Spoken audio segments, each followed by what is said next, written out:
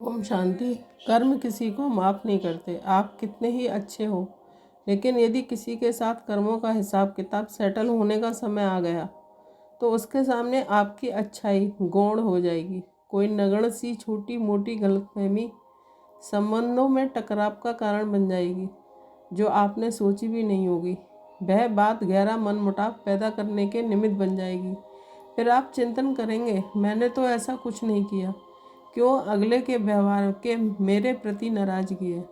यहाँ दोष किसी का नहीं है, वह बड़ी आत्मा जो आपको बड़े से बड़ी बात को भी नज़रअंदाज कर देती थी, जाने कौन सी बात ने उसे विचलित कर दिया। बहुत खोजने पर भी आपको कोई वाजिब कारण नज़र नहीं आएगा। फिर आप ये कहकर स्वयं को समझा लेंगे कि जो ड्रामा के अनुसार अच्छा ही हुआ है। इस सीन में आप स्वयं को कहीं भी दोषी नहीं पाएंगे। दोष वाकई में आपका था भी नहीं।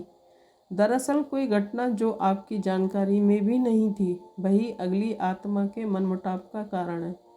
यहाँ उस दूसरी आत्मा का भी कोई दोष नहीं। दोष दिखाई पड़ता है सिर्फ उसकी बिना आज्ञा के पीछे सोचे किसी भी उल्टे सीधे निर्णय तक पहुँचने का, किसी तीसरी आत्मा के कुछ कहने पर, जिसमें उस तीसरे का भी कोई दोष नहीं। दूसरे व्यक्ति ने पहले व्यक्ति को दोषी मान लिया। अब यहाँ इस सब के पीछे कार्मिक सिद्धांत काम कर रहा है।